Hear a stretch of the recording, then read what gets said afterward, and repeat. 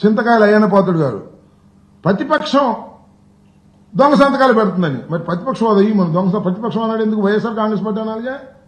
ప్రతిపక్షం అన్నాడు, ప్రతిపక్షం అది ఈమను ఏదో మాట్లాడుతుంటే ఆయనకి అదిగా స్వామి. అసలు ఆ చింతకాయల అయ్యన్న పాత్రుడు ఆయన స్పీకరే కానీ నోటికి అద్దు ఉందా?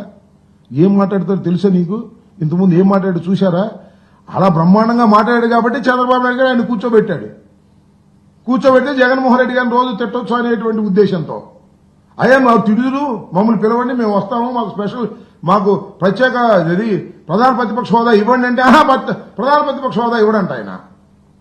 ఇవ్వకుండా మీరు రండి మేము తిడతాం అనేటువంటి కార్యక్రమం చేస్తున్నారు. మీరు చూశారుగా. అచ్చెన్నాయుడు గారు అన్నారు నేను ఇక్కడే ఉండాలి, ఇలాగే మీరు అక్కడే కూర్చోవాలి, ఆయన రావాలి. ఇదే శాసనసభలో. ఆయన పక్కన త్రిపుల్ గారు అక్కడ కూర్చోవాలంట, ఈయన ఇక్కడ ఉండాలంటే ఇద్దరు పర్సనాలిటీస్ పెద్దవి కదా, ఆయన రావాలంటే కుమ్ముతారా వస్తే? పిచ్చి మాటలు మాట్లాడేటువంటి కార్యక్రమాలు చేస్తున్నారు. శాసనసభని దుర్వినియోగం చేసి ఒకరికొకరు డబ్బాలు కొట్టుకోవటం, ఒకరికొకరు గ్యాస్ కొట్టుకోసం, ఒకరికొకరు డబ్బా, పరస్పర డబ్బా, సొంత డబ్బా, ఇతర డబ్బా, ఈ డబ్బాలు కొట్టుకునే కార్యక్రమంలోనే శాసనసభ అంతా నడిచింది.